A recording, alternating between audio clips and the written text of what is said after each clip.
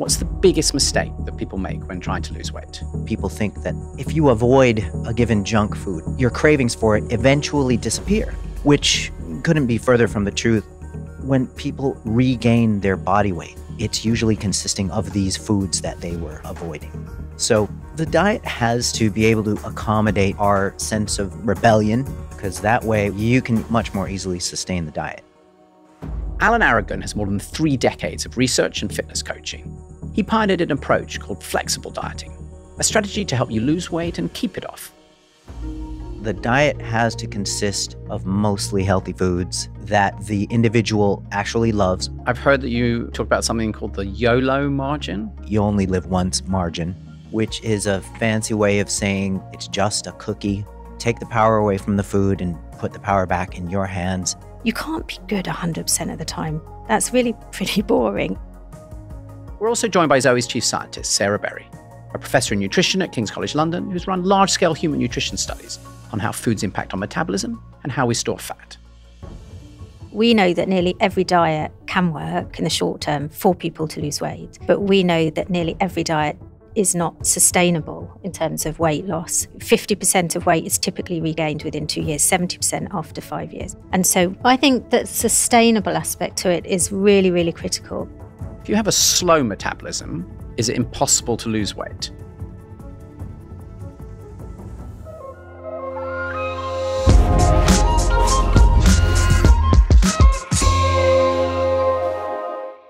Alan, thank you for joining me today. Thank you so much, Jonathan. Really, really happy to be here. And Sarah, thanks for being here too. Excited as always.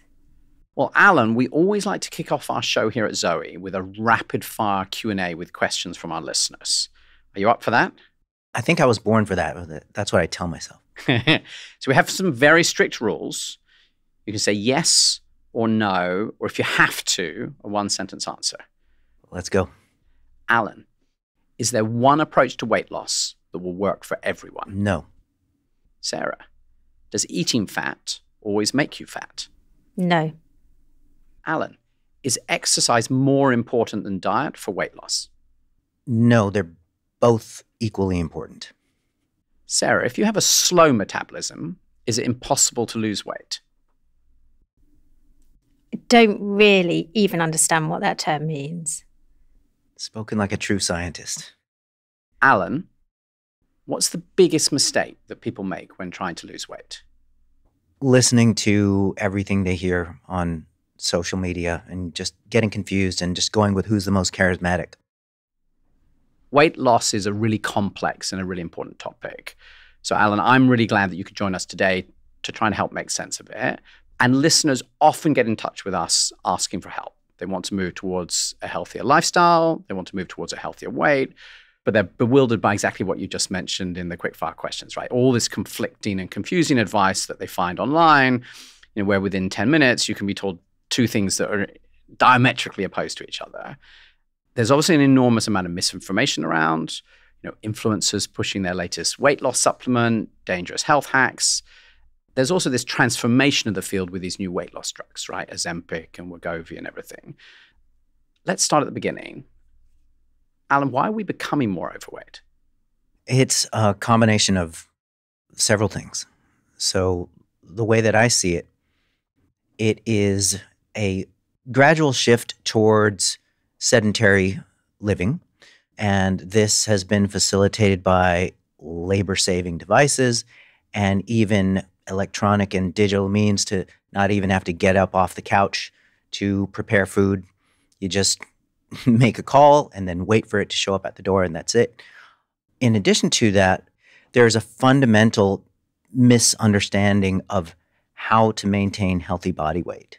And people simply don't know or are unaware that fundamentally, in order to lose weight, you have to impose a net caloric deficit over a period of time.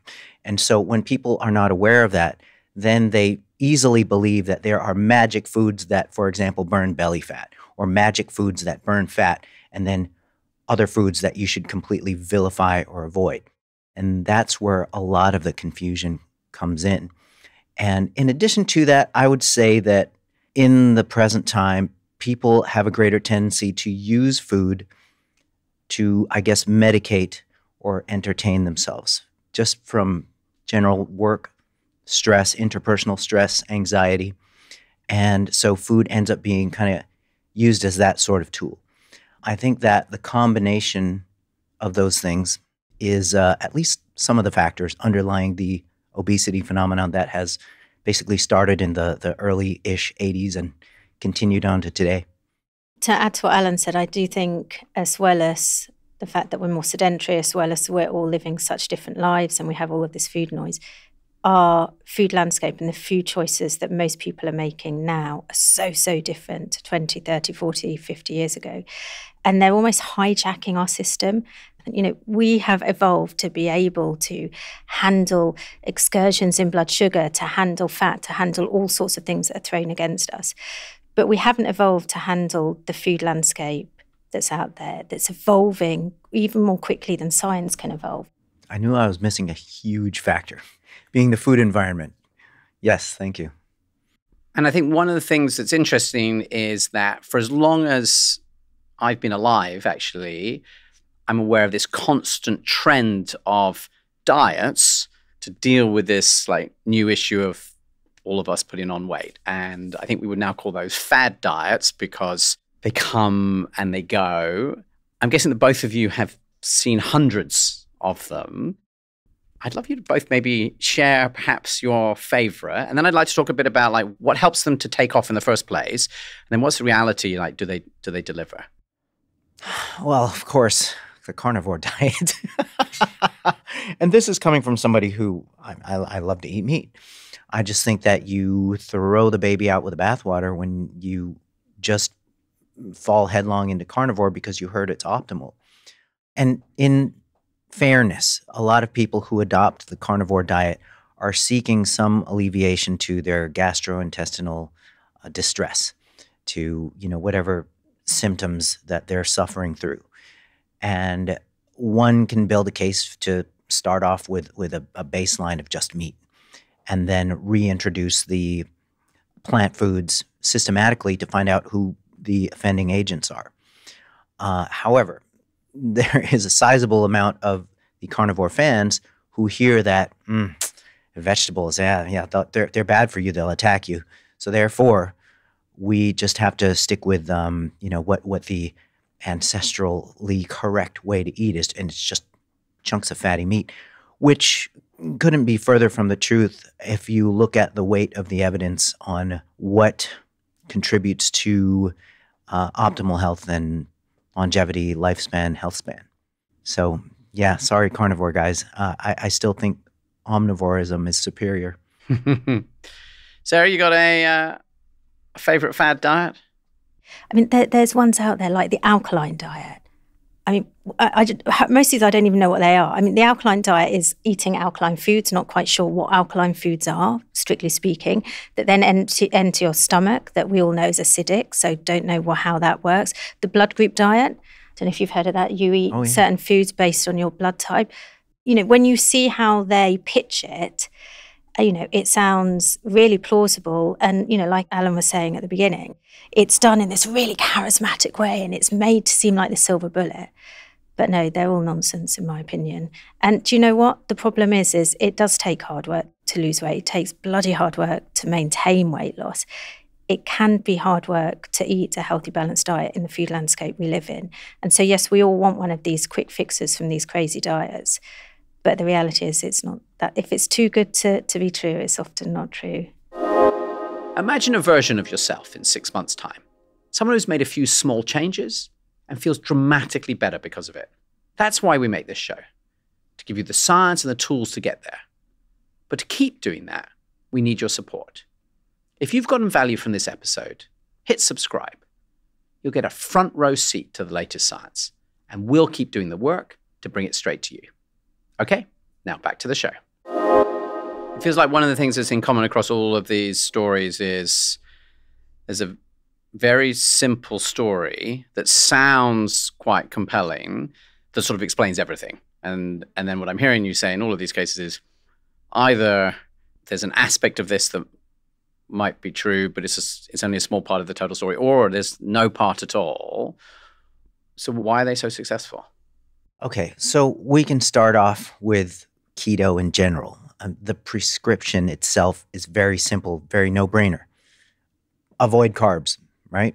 Everybody has this idea when you think of carbs, especially when the general population thinks of carbs, they think of sweet desserts, creamy pastas, any number of highly engineered, highly processed snack foods.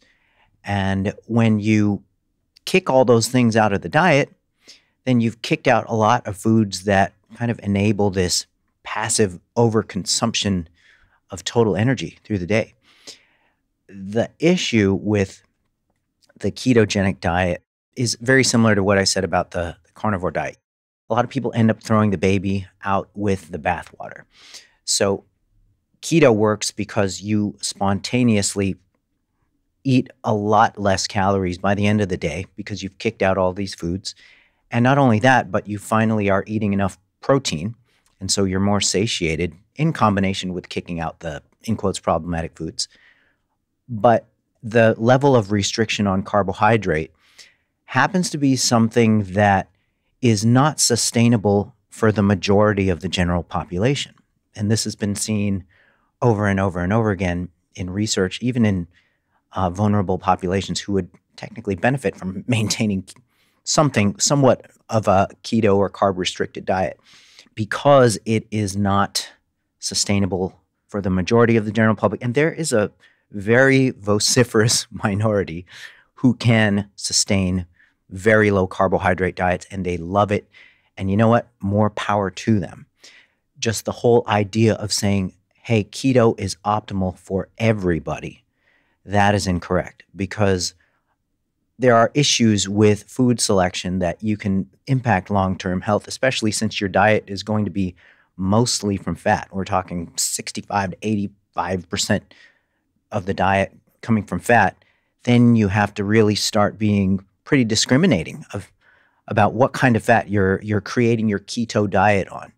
And there is a pretty stark difference between filling your fat allotment up with beef tallow, lard, and butter, and bacon, versus filling your fat allotment up predominantly with things like nuts, avocados, extra virgin olive oil, sesame oil, seeds, chia seeds, sesame seeds, those types of fat sources.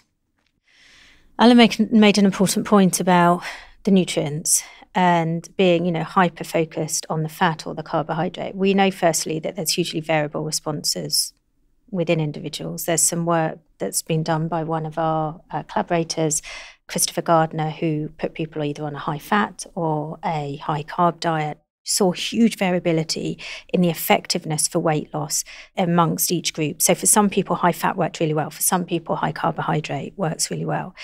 But the really important point that I wanted to pick up on that Alan made is you talked about all these high-carb foods that essentially, really, it's not about the carb. It's that they're all unhealthy foods, the pies, the pastries, the refined carbohydrates, etc., the sugar-sweetened beverages. And I think we really need to move away when we're thinking about a healthy diet from focusing on nutrients, apart from fiber, which I'll continue to say we all need to eat more of, that we need to be thinking about it in terms of the foods. So Alan's just described 2 keto diets, one of which is undoubtedly incredibly unhealthy, the lard, the butter, etc., and one that could be healthy, the extra virgin olive oil, the seeds, the nuts, etc. So I think anyone going on a diet needs to have a food-first approach rather than a nutrient-first approach, based on my opinion, based on, I think, what the current evidence would support. You mentioned Chris Gardner's work, the Diet Fit study. That study had a huge impact on the way that us nutrition folks have been able to look at the viability of diets across the spectrum in terms of differences in carbohydrate and fat proportion, as long as food selection was right on. And the really interesting about Gardner's study was that he and his team had the good sense to compare 2 diets that were equated in protein, highly disparate in carbohydrate and fat, but the food selection was all mostly wholesome stuff. And because protein was equated between the groups and calories were equated between the groups, there was no significant differences in fat loss by the end of the study. And so it really does come down to energy balance, but there's a lot of different things that influence energy balance. And one of the big things with the Diet Fit study that we were happy to see is that they actually equated protein intake between the two groups. So, Alan and Sarah, I feel like you sort of teed up really nicely the fact that we're surrounded by all of this misinformation and confusion. I feel like we probably could have spent another 2 hours talking about different fad diets that entertained you, but I think we should move on from why most like weight loss approaches that people are listening to have tried don't work to sort of what does work. And Alan, I'd love to start with you. Like in a nutshell, what's your approach to helping your clients lose fat mass but sustain a healthy body composition? Okay, so it's a combination of a few things. The diet has to consist of mostly healthy foods that the individual either likes or loves. Because that way, when you look forward to the meals, then you can much more easily sustain the diet. And, defining what's healthy and stuff, it's a little bit complicated, but for the most part, we're looking at minimally refined and processed foods, exceptions here and there, especially, the main exception that would stick out would probably be protein powder. A meal routine that isn't fatiguing from a preparation standpoint or from an accessibility standpoint or an economic standpoint. And then I have to mention that, macronutrition has to be individualized as well. So there are going to be some people who love low carbing it. There are going to be people who love high carb, low fatting it. There are going to be people who love ketoing it. And all of those types of diets are viable as long as it falls within the individual's personal preference and goals. And so in addition to that, a sound exercise or physical activity regimen has to be in play. And that's got to include a resistance training element in order for it to be optimal.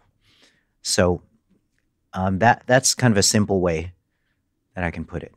I think that the sustainable aspect to it is really, really critical. We know that nearly every diet can work for people to lose weight.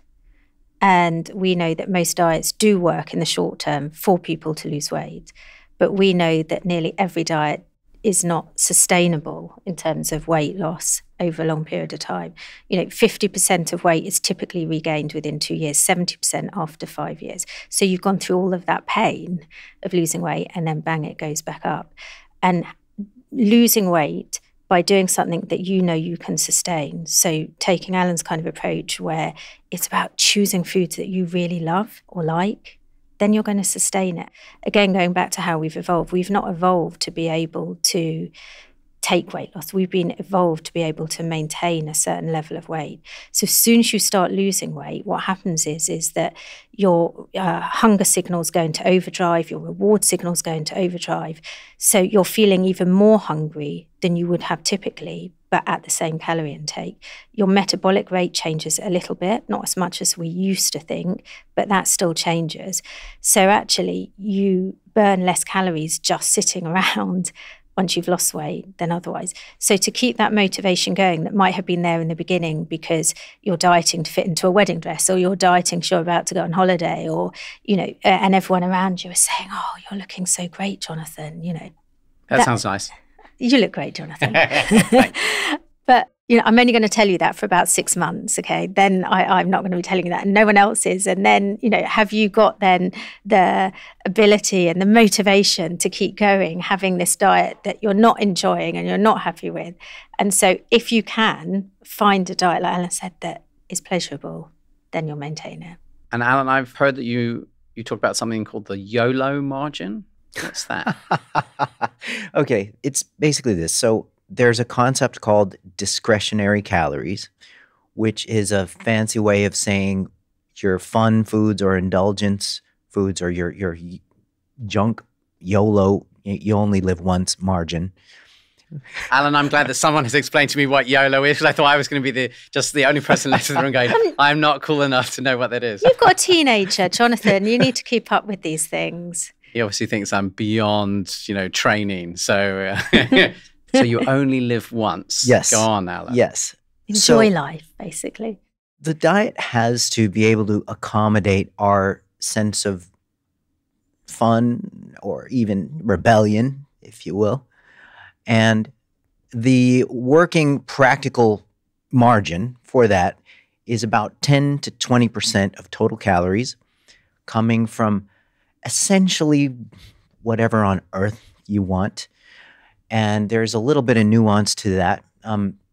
This recommendation hasn't been systematically rooted out and established in the literature, but observationally and certainly in my practice, I've seen it kind of the 80-20 principle all the way to the 90-10 principle work very well.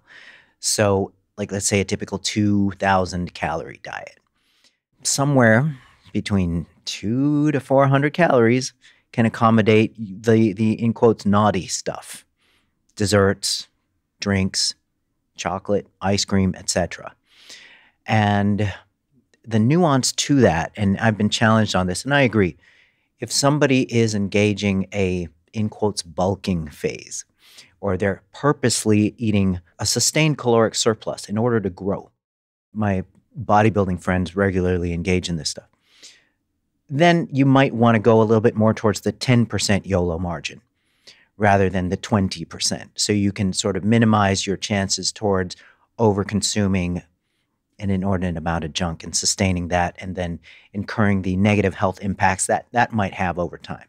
So that's where the 10 to 20% YOLO margin comes in. I can tell now you're hanging out in a very particular part of LA. Don't know about you, Sarah, but I don't hang out with a lot of people who are trying to bulk up in order to then further improve their muscles.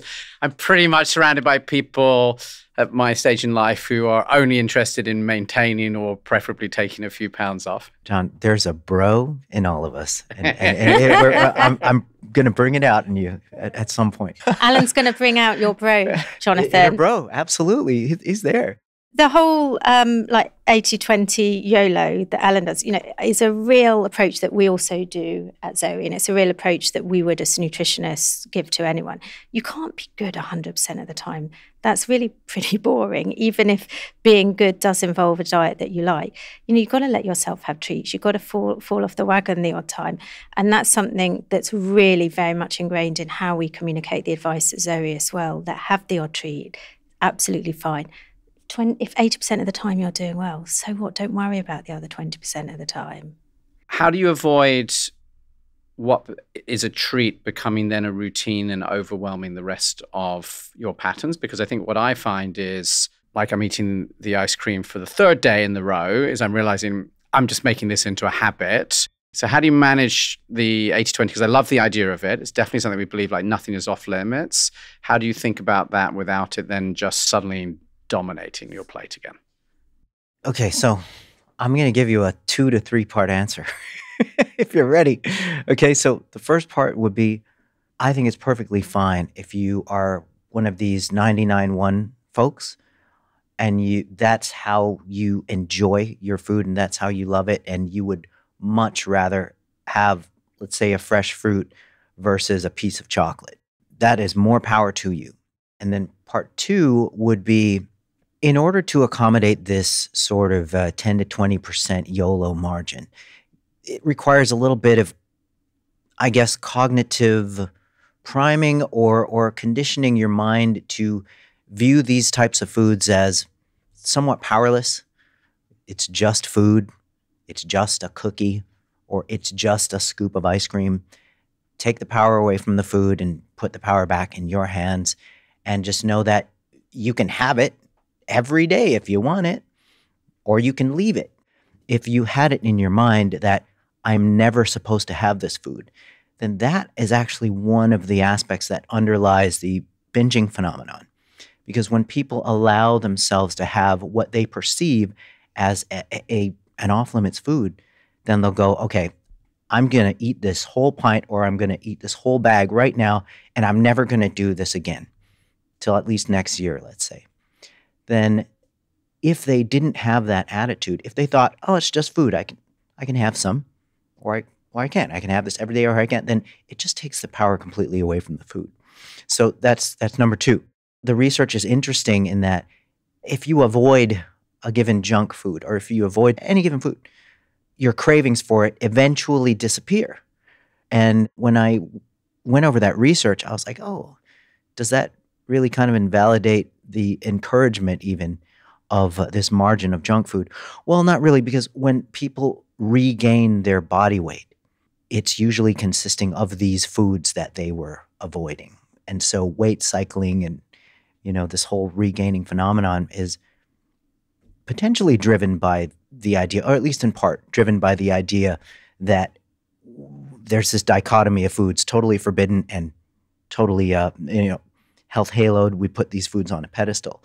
And so the third part of my answer would be you can eat healthy versions of these dessert foods. And people just are not necessarily adventurous enough or willing to break out of their bubble, their routine, to try certain foods in certain contexts and just see how delicious they are. And there's an enormous amount of these kind of recipes out there on Instagram. If you're following, there's certain people who are giving these healthy alternatives to what would be considered these no-go sweet treats. We have a lot in the Zoe cookbook as well, where we've recreated healthy versions of what would have been kind of no-go sweet treats as well. And so I think we are quite lucky that there are all of these options now. Yep, absolutely. Alan, I know one of the things that you focus probably more than we tend to do at Zoe is around macros. Why do you think that's important for fat loss? And I heard you maybe particularly talk about protein within that. As far as the macros thing goes, I've tracked them, and I've done the whole micromanage the protein, carbs, and fats thing. But one of the ways that we in the coaching community have sort of piloted and it's worked is just having people be aware of their protein intake. And sometimes that in and of itself, by default, takes care of everything else. It sort of auto-regulates everything else. But protein and total calories are, at least from a baseline programming standpoint, the most important as far as structuring the diet. So with protein intake, the importance of getting enough protein is, well, in the context of body composition, to just maintain your lean body mass, your skeletal muscle tissue in particular. Could you explain for a minute why you're saying that? Yeah, so our muscle tissue is essentially the major controllable metabolic engine of the body, if you will. And so our muscle, it doesn't just move the joints and enable us to, overcome the physics of life, but it also acts as a metabolic processing unit. So it processes our nutrients and our calories and allows us to remain healthy. So there's a phenomenon called nutrient partitioning, where you can favorably partition calories and nutrients towards the lean tissue, or you can have this excess going in towards the fat tissue. So if you're training muscle properly and you're maintaining a body composition that respects the need for a minimum amount of muscle tissue through the life stages, then you stand to have just better overall functioning of the bodily systems when you can maintain your muscle mass. And so that is one of the big reasons to keep protein sufficient. And Alan, something I'm curious about related to protein, because we've been doing quite a bit of work on it recently at Zoe, and we often get asked, how should I take my protein? Should I be having a certain amount with every meal? What's the best way to, plan it throughout the day? Yeah, okay, that's a great question. And there's a hierarchy of importance with protein intake. So of first importance is your total for the day. So if you get enough protein by the end of the day, then the other details are just distant secondary importance. The distribution of protein, the timing of it, the spread, the individual dosing sizes, all that stuff is just pretty trivial. Secondary importance is the timing and distribution of the constituent doses. There's a whole science to that. And Alan, could you help me to understand in really simple words why you're saying that that protein is important if I'm following this program you're describing to help me to lose fat? Because I think a lot of people listening to this are like, well, don't I just have to eat, less food overall? I'm increasing the quality of it, but I'm just eating less food. So why on earth do I need to worry about how much protein I have while I'm doing this?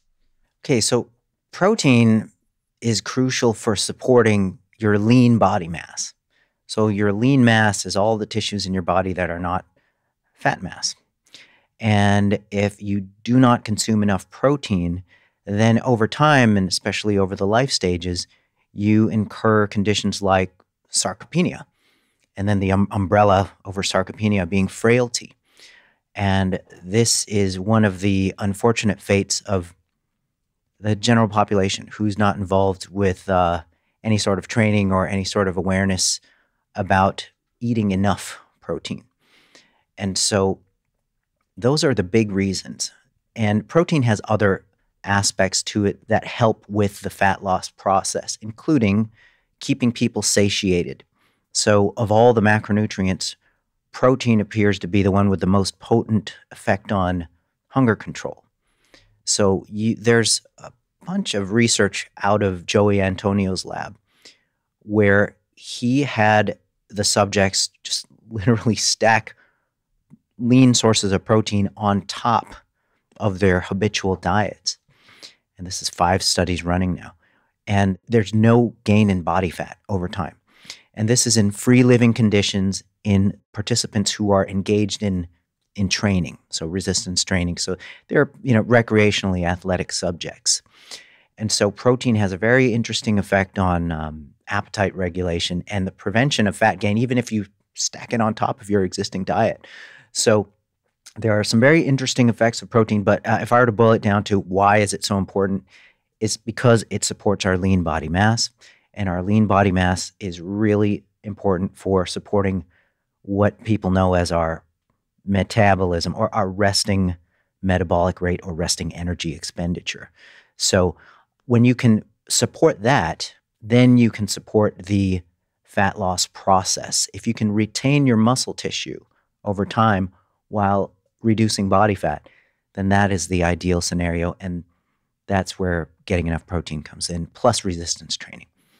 And we see with our own data from the studies that we've done as part of the Zoe Predict research, if you're adding protein to your carbohydrate-rich meals, then you're having a smoother metabolic response, so to say, so that you're preventing that dip in blood glucose that I talked about earlier. That means that you go on to feel hungrier more quickly, you go on to consume more calories more quickly.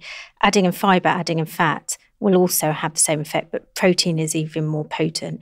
So as well as the fact that it stimulates these hormones that make you feel fuller, it also has this lovely effect in kind of smoothing out, so to say, your post-meal metabolic responses. Before we move on and talk about practical tips, one thing that hasn't really come up in this episode so far feels a bit like the elephant in the room, which is all of these GLP-1 agonist drugs like Ozempic and Wegovy and all the rest of it, which are obviously everywhere at the moment. And I think a lot of people listening are like, oh, I mean, come on, guys. If I wanted to lose some fat, I would just take these injections and then surely I don't need to worry about the rest of this. What are your thoughts on them, Alan? Okay, so I'm coming from a bias of nearly 30 years of helping people transform their bodies and never having, in quotes, needed to implement these types of drugs. And so I almost want to see them fail. But the evidence is in favor of them. And so, as much as it hurts our egos sometimes, we just have to give credit to where it's due. And the GLP-1 drugs have been quite the significant positive in certain populations. And some people genuinely need them. And they originally were developed to control diabetes, which they're very good at. I think they have the potential to be abused by folks who want to, lose the last 10 pounds or something to that effect. I think that they have the potential for being knee-jerk prescribed to people who are too young, and also knee-jerk prescribed as sort of this first-line defense, even without first making lifestyle changes. However, I would concede that they do make a good life jacket in the sense that if somebody has a lot of excess body fat and their biomarkers are off the charts and they're in a really bad spot health-wise, I do think that they make for a good life jacket. For example, you wouldn't have somebody jump out of the boat and tell them to come swim to shore. Let's go. The GLP-1 drugs serve as a good life jacket, but I think, and this is my bias, I would prefer for people to see it as that rather than something that they are going to commit to from here on out. I think that the GLP-1 drugs they're a good tool, but I would like to see them placed more in the light of being a sort of a triage situation that should be weaned off of rather than just sort of this convenient Band-Aid. And if someone was on GLP-1s and is listening to this, and there will be lots of people like that, does your advice change significantly? I think that in all of those cases, we need to just assess the individual situation. Some people need them and will benefit from them depending on their circumstances. And some of them, it is more of the scenario that I described where let's see it as let's use this as a last resort, and then let's also focus on weaning off. I think it's really tough to universalize a yes or no type of prescription with GLP-1 drugs. When you have people that are morbidly obese, this is their life jacket. It's their way to get out of that rut. I know a few individuals that have now reached a stage where they can hardly leave their house because of how obese they are, that they can't walk downstairs because they're so out of breath. They're desperate to get GLP agonists. This is a perfect candidate that could transform their entire life. They have tried everything, but unfortunately they've reached a stage where they are so obese that it's too big a hurdle to overcome now, despite trying, and they're not in the position that they can physically exercise. And so I do think that in that situation, that yes, we should embrace it. But yeah, absolutely, for someone that's got maybe 1 inch of fat to lose around their waist to look amazing in their bikini, no. But I think something that we've got to be really mindful of is that for people who are on these drugs, and there's a growing number of people on these drugs, we have to be really, really mindful about the diet that they are then eating, because they're a hunger suppressor. They get rid of all the food noise. It means that you're not eating the same amount of food, you're not eating the same amount of calories. So you've got to make every calorie count. And I think this is something that we need to be really, really cautious about, that people who are on these GLP agonists suddenly think, okay, that's it, it's all fixed. Or, well, my meal today or my one meal, I'm hungry, I'll go and have a McDonald's because the weight's coming off. No, this is the time where you've really got to think about your diet. You have to get enough protein in. That's critical to keep the lean mass. You have to still get enough fiber in. You have to still get enough diversity of different bioactives, different micronutrients. And so it is a very, very critical time to think about your diet as well as being on these drugs. Thank you both. I think we have this great sort of background story to where we are, sort of grounding, I think, Alan, in your approach. And so if I was going to summarize quickly, it'd be sort of like food quality is really important, getting enough protein is really important, resistance exercise is an important role. I'd love to now make it really actionable for our listeners so they could begin their journey as if, you were there taking them through this. Maybe we can imagine a new client, Alan. So let's say they're in midlife, they want to lose, say, 10 pounds. Where do you start? And could you take us through the journey with them sort of step by step? Okay, so not everybody is ready to go on a program where they transform their body. Okay, let's say somebody thinks they're ready. I would start with, let's see your sleeping cycle. How much sleep are you getting? Do you feel it's enough? And what is your history with regard to that? Because sleep is the X factor for a lot of the success or failure in programs. Because when you don't get enough sleep, not only does it kind of affect the obvious stuff, meaning your energy to be physically active and certainly your energy to engage in any kind of progressive training program, but it also increases your appetite and your cravings, your hunger levels. It increases your cravings for calorie-dense, hyperpalatable foods. That's what sleep-deprived people mostly reach for almost instinctively. There's some very interesting research showing that subjects who are sleep-deprived consume, across studies, on average, about 200 to 300 calories more per day while they're sleep-deprived. There's studies where they actually take people into these kind of chambers and they monitor them for weeks and they actually sleep deprive them. They say, right, you're going to become a short sleeper, so less than 6 hours. And they see anywhere between 150 and 300 calories per day increase in how many calories they're having just from depriving them. I mean, it's a pretty cool study that these guys do. Yeah, and the interesting thing is it went the other way too. They took a group of habitual less than 6.5 hour sleepers, and they put them through a coaching and training, sort of this education program on how to improve their sleep hygiene. And the goal was to add 2 hours of sleep a night. So they wanted to bring them up to, I believe, 8.5 hours or so. 7 hours of sleep appears to be this sort of threshold where, below that, it's, the outcomes are somewhat adverse. So they trained these folks to bring their sleep average from less than 6.5 hours up to 8.5. And they ended up eating about 260-ish, 270-ish calories less per day, which is pretty dang significant in the scheme of things, especially when you consider that while they were sleep deprived, they probably had some sort of compromise in the amount of energy output that they had through either the exercise pathways or the non-exercise pathways, just lower spontaneous physical activity and less capacity for purposeful physical activity.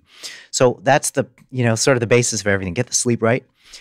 Okay, and also, so by changing the sleep, it changes the types of foods that you're having. We did a study at King's called the Slumber Study, which was one of those sleep extension studies where people who were short sleepers, less than 6 hours of sleep, were asked to increase by 2 hours, exactly similar to the study you're saying. And what we saw was that by people increasing their sleep, they had no advice about what food to have at all. All they were told was, here's good sleep hygiene. We want you to increase your sleep. And we happen, as part of this, to be measuring the kind of food you're having. They significantly reduced by quite a large amount the amount of sugar intake that they had. So this deficit in calories is coming from the bad foods as well. So we are in this sort of perfect storm where we're surrounded by all this terrible processed food, and we've got these incredibly addictive phones, with TikTok and Instagram, whatever, keeping us up late at night so we sleep less. And then we need to eat more processed food. So there's a sort of, we are surrounded by this environment that is attacking us, aren't we? Oh, yeah. Bidirectional badness, basically. Yes. So you fixed my sleep. What happens next? Right. So fix the sleep. And then the other elements, we're to try to simplify this, is, okay, so you have a goal of fat loss. You have to make the individual understand that this is about fat loss. And the scale is just a very, very vague proxy of what's going on. And so the usefulness of what the bathroom scale is telling you will get progressively less. So it'll get more and more useless the more fit that you become and the closer you come to your goal. Because why is that? Some people can actually gain lean mass or muscle mass while they're losing fat mass. And so they're losing inches, their body fat percent is coming down, but the scale won't necessarily register that. And so people have to understand it's not 100% about the scale telling you what's going on. I'll give you an example. So if you were to take somebody through who is completely untrained, they're fresh off the couch, and their goal is to reduce their body fat in half. In that process, they may gain, depending on the time period, let's say it's a 6-month period, they may gain up to 6, probably more pounds of muscle mass during that period. And I would rather people look, when they engage a program, I would rather them look at the 6 to 12 month overview rather than, the popular, okay, I want this in 6 weeks type of thing. And so if they understand that they're going to gain a certain amount of muscle mass just by virtue of engaging the right training program and getting their diet correct, then this is going to offset, who knows, 6 to 10 pounds of weight loss that they would have wanted.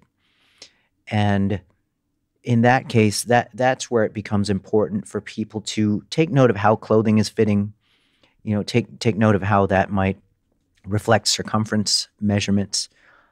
If you have more fancy devices for guesstimating body fat percent, like the InBody or DEXA, BodPod, any number of these devices, then that gives you a little bigger picture than what the scale is saying.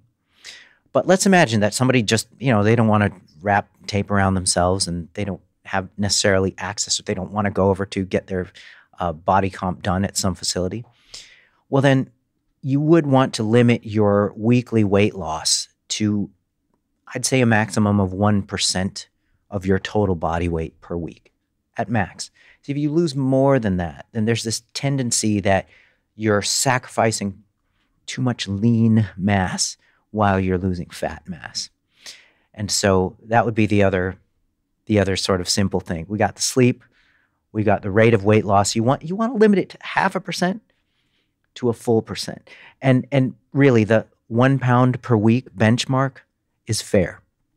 It's fair and it's realistic. Now, with that said, I don't think people should be discouraged if they're losing even half of that. So if you're losing 0.5 pound a week, 2 pounds a month, heck, that's still 24 or 25 pounds in a year. And most people have spent the last 10, 20 years putting on that 25 pounds. And so people have to have these realistic expectations of weight loss. So I would say 0.5 pound to 1 pound a week is a good rate of expectation. If you lose more than that, then that's a bonus. And then finally, from just a sort of a programming standpoint, okay, we got the sleep, we got the rate of weight loss, and we've got protein.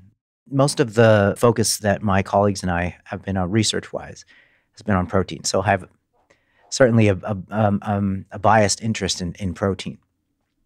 So the amount of protein that people consume per day that is optimal has been a matter of debate. Without overcomplicating it, in the general public, 1.2 to 1.6 grams per kilogram of body weight is a fair and realistic protein target for the general population. But I think that is just kind of a good starting point. I really think you start getting into optimal and helpful for fat loss and lean mass preservation once you get to the 1.6 grams per kilogram of body weight, and in imperial terms, that's 0.7 grams per pound. If you fall somewhere between 1.2 on the low end, I'd rather see people do 1.6 all the way up to 2.2 grams per kilogram of body weight. So about 0.7 to 1 whole gram per pound of body weight is really sort of the sweet spot for the goal of weight loss or fat loss. You're saying you'd like people to eat a lot of protein, but you're also talking about the ways in which you want to make sure that they're getting all the benefits of whole food and not too much processed. How do you balance a diet if you don't want to be eating really large amounts of meat because you really want to be getting other foods onto your plate, right, which have all of this other benefits, and you don't really want to eat some sort of like ultra processed protein powder because you look at all the stuff on the back and you're like, I don't really want to put this in my diet. This seems like a challenging combination to pull off. What's your thoughts and what's your advice there? So protein powder makes hitting protein targets very easy. 2 scoops of protein, bam, that's 40 grams of protein. That could be a third of your intake for the day pretty easily for a lot of people. And so if you're already consuming like a mix of high quality animal-based proteins in the diet, then it can be of benefit to do a plant-based protein powder. If you wanted to sort of bias towards this higher diversity of protein sources. Or you could just go with sort of a standard way of which the ingredients don't offend, or that you're okay with the ingredients list. And short of engaging the protein powder tactic, getting protein from the diet is pretty easy when you've got the kind of the food lists and the resources in front of you. I personally have at least 2 protein shakes a day, and I get a good 80 grams of protein from those 2 shakes a day. So the rest of my protein requirement for the day is pretty smooth sailing. And I have a lot of control over how I make these protein smoothies. And they always have fresh fruit. And sometimes they have like chia seeds. There's various recipes I engage in the direction of protein smoothies. And they're really like delightful desserts for me twice a day. And one of them has a lot of peanut butter in it, so that's a bonus.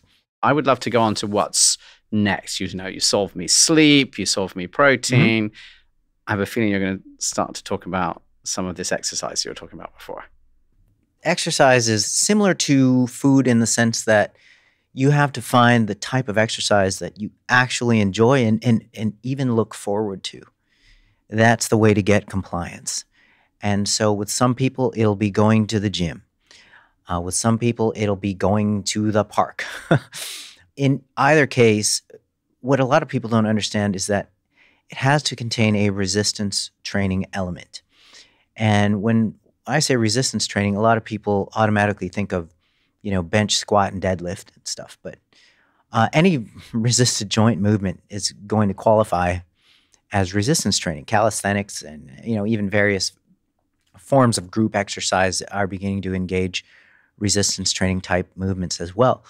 As long as people can find what they enjoy and sustain that, then they're going to be ahead of the curve. So yeah, it's a whole big world with exercise, but I think people miss the fact that they need to actually enjoy it. And you talked about resistance training. So I think a lot of people listening, and I think we see this even more so with women who are listening, have never done any sort of resistance training. So it doesn't fit in really into the category maybe of things that they're used to and they think about naturally. But I know you said earlier that you thought that was a really critical part of this program. Oh, yeah. So as we get older, we just lose our functional capability muscularly because we just sit around and barely move.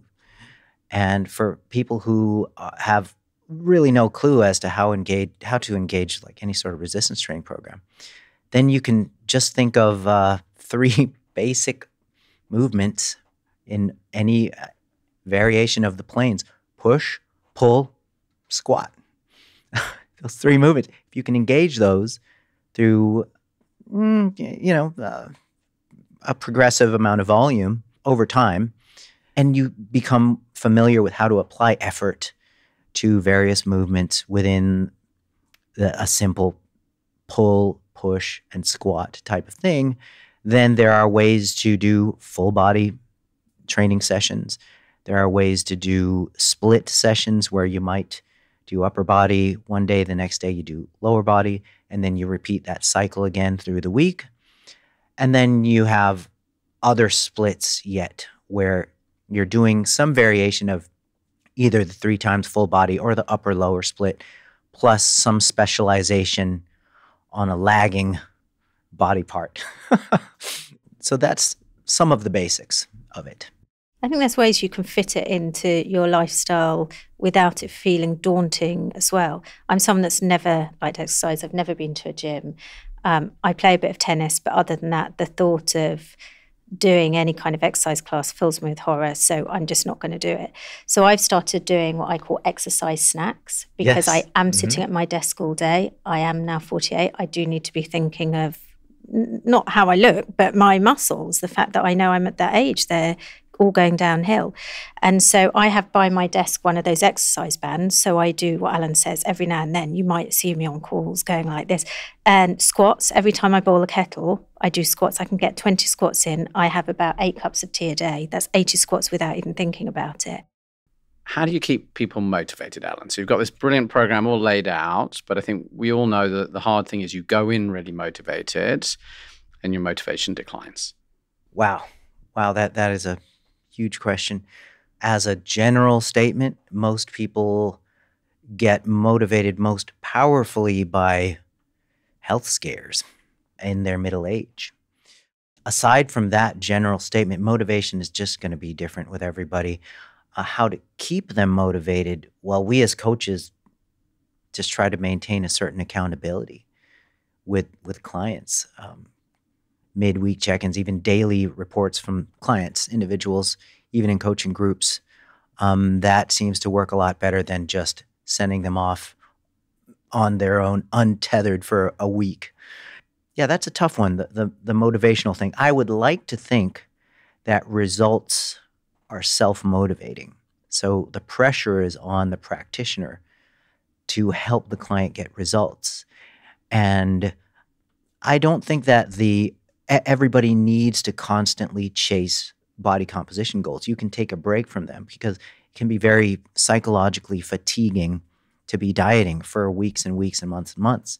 So you can diverge from that goal just by focusing on performance goals or building a skill, and also taking regular diet breaks and maintenance phases through the journey. And so there's a way you can systematize that. I wonder, Jonathan, as well, whether another way to motivate people is to give them more kind of tools in their toolbox. And there's some really interesting work we've been doing, Alan, at Zoe, where we've been looking at how you eat impacts your energy intake, your healthfulness. And so looking at factors like time-restricted eating, which I know you've done a lot of research in, but also looking at other factors such as eating rate. And so we know that if you can get people to eat more slowly, i.e. if you just say slow down the rate at which you eat your food by 20%, so that's having your breakfast in 10 minutes instead of 8 minutes, without them even thinking about it, that results in a 15% calorie deficit just from slowing down the rate that they're eating. Timing of eating, again, I know you've done work on this as well, but eating earlier in the day, trying to avoid late night eating, trying to avoid late night snacking. There's all of those kind of things, I think, as well, that we can make sure we communicate with people so that they've got a few different tools to choose from. Yeah, there are some interesting non-quantitative tactics that people can employ that do work. And I think the evidence around time-restricted eating is really strong, and especially if it's what we call early time-restricted eating. So having your first meal maybe at 9 a.m, but finishing your last meal no later than 7 or 6 in the evening. It doesn't have to be excessive. It doesn't have to be, limiting it to, 6 hours and be really restrictive. Even giving yourself a 14-hour rest period overnight, so you've only got a 10-hour eating window, that can result in a calorie deficit. It can result in a weight loss. We've seen this. And the studies overall show that on average, obviously it depends on the regime, that there's about a 200 to 300 calorie deficit from practicing time-restricted eating, even if people aren't told, okay, reduce your energy intake. I agree. There's consistent positive results from time-restricted eating. Whether it's early shifted or late shifted, yes, the early shifted regimes show more favorable outcomes. I would like to see more long-term research to see if it still bears out that the early time-restricted feeding is the optimal version of that. But as far as biomarkers, especially glucose control and things, it appears to be so. There's one long-term study I know of by Liu, L-I-U, and colleagues, which you might be familiar with, where they dragged out an early time-restricted feeding regime versus an 8-to-8 regime, and they actually didn't see any advantage to the early time-restricted feeding model, but in the short term, it usually wins. So I tend to think that the better we can individualize these things, then maybe the wider range of individuals that we can help. Some people, like in Spain, for example, hate the idea of eating dinner earlier than 9 o'clock. So I think that maybe with folks in that direction, we can counsel them on how to position exercise so that they can kind of get the best of both worlds. So, Alan, final question. Sure. if you could combine all that you've learned about fat loss and maintaining this healthy body composition into one short motivational message, what would you say? That's a hard one, Jonathan. It is super hard, and I want people to run with this in the right way. Don't immediately believe everything you hear on the internet, including, well, even for me, don't just take it on faith. Okay, be skeptical. Most of the information dished out on the internet, people can't support it with any real evidence or data, much less the weight of the research evidence. And just be more skeptical. Don't believe stuff so quickly. I love it. Alan and Sarah, I'd like to do a quick summary. We covered lots of things. I'm going to try and stick to the core, Alan, of what you were sharing. The thing that really sticks in my mind is that my diet has to support YOLO. You only live once. I had no idea what that was until an hour ago. And so you're saying like 10 to 20% of the diet that you're designing for somebody who's looking for this fat loss can be just the things that they really enjoy. So if you like an ice cream, you can have an ice cream. But importantly, you want to encourage your clients to like change their mindset. It's just food. It doesn't have power over them. So it's not off limits. That also means if you have some, you don't suddenly have to sort of binge on it, because it doesn't mean you can never have it tomorrow. It doesn't mean you're a failure. And then in terms of your core approach, interestingly, you spent a lot of time talking about things that weren't food before you went to food. So the first thing you said is you need to be ready, but also you need to have like a 6 to 12 months mindset, and you need to be like ready to make change. Then interestingly, you went straight to sleep, which was a big surprise for me. So you were saying, if you're a bad sleeper, you're going to eat 200 to 300 calories. Sarah was talking about all this research about how it changes what you want to eat. So you've got to address that first. You can't just go to diet. You then said, you've also got to learn to ignore the bathroom scales. So the opposite of everything I was taught growing up, that is literally just about changing this. I mean, there was a whole company called Weight Watchers, right? Which is like literally looking at the bathroom scale. So this is a big change. And that's because you're saying you want to increase people's muscle. So actually that's going to make them heavier, but with this wonderful muscle with all of these great benefits. Good to put in the bank. Muscle on the bones is like money in the bank, especially as you get old and sarcopenia looms. So I love that. And I think both Sarah and I have got very sold on that over the last few years, which means then you say sound physical exercise program and really making sure there's resistance training within that for the reasons you described. And only when you've gone through all of that, interestingly, do you then start talking about actually the food that you eat, which I think for most listeners is really surprising. I think much of what you described, I think, is not going to be very surprising to people who listen to these podcasts often. So you talk a lot about sort of healthy, minimally processed foods, really focused on what the individual likes or loves. So saying, again, like if you can find the things that you enjoy, then you're much more likely to stick with that, which I think is the complete opposite of like eating the watermelon diet or the alkaline diet, all these things you're describing, which is sort of picking this very narrow set of things that, are magic, but weren't necessarily what you wanted. Similarly, find a meal routine that's sustainable and that you can do also in terms of your time and your money. Again, personalized to what people like, right? So if they like a diet that's quite low carb, that's good. If they like a diet that's got lots of fat, it's good. Like you can find a way to solve around that. And then finally, like the big thing I think that you're adding on top here that's really striking is try and eat enough protein when you're in this fat loss phase. So you want to maintain your lean tissue. And protein is also helping with less hunger. So you're really trying to push that up alongside all the rest of these things. Yes, higher protein is more important and useful in people sustaining hypocaloric conditions or dieting conditions than it is for people just maintaining. So, yeah. If you found this episode with Alan and Sarah useful, I know you'll really enjoy this conversation with Dr. Suzanne Devkota and Professor Tim Spector. Suzanne shares groundbreaking findings on how gut bacteria interacts with belly fat and shares practical tips for supporting your gut health.